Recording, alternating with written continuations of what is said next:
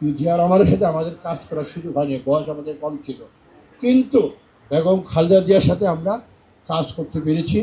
ভুলু ভাইরাও তো বেশি করেছে, আমরাও চেষ্টা করেছি ম্যাডামের নির্দেশ পালন করার জন্য, ম্যাডামের আদেশ নির্দেশ পালন করার জন্য।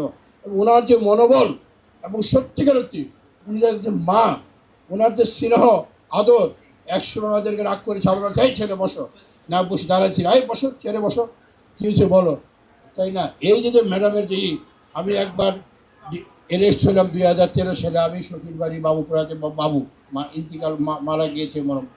আমার যখন জেলখানাতে হাসপাতালে 2 মাস ভর্তি ছিলাম, যাই হোক সেটা অমানবিক টর্চার আমার উপরে হয়েছিল। সেই বোঝা ম্যাডামের কাছে যখন গেলাম, তুমি এখানে কেন? আচ্ছা ম্যাডাম তুমি জেলখানা, তুমি এখানে আসছো কেন? তুমি এখন চলে যাও, ট্রিটমেন্ট করো। এখানে কয়েকজন শামসুর নবী আরও আমাদের ইয়ার ছিল, যে কিছু তখনকার দিনের অনেকেই বসা ছিল। তুমি ইমিডিয়েটলি বিদেশ থেকে আগে তোমার চিকিৎসা করে তারপরে তুমি আসবা।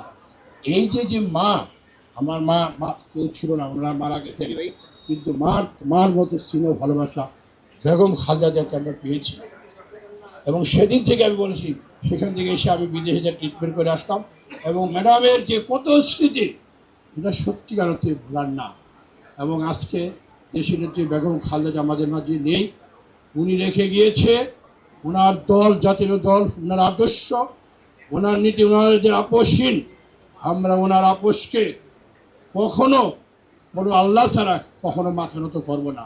এতে যার হবে রাজনীতি করব, বেগম খালেদা জিয়ার আদর্শ, জিয়া রহমানের আদর্শকে বুকে ধারণ করে কখনো অন্যায়ের কাছে মাথা নত করবো না। ইনশাল্লাহ বিজয় আমাদের অবশ্যই হবে।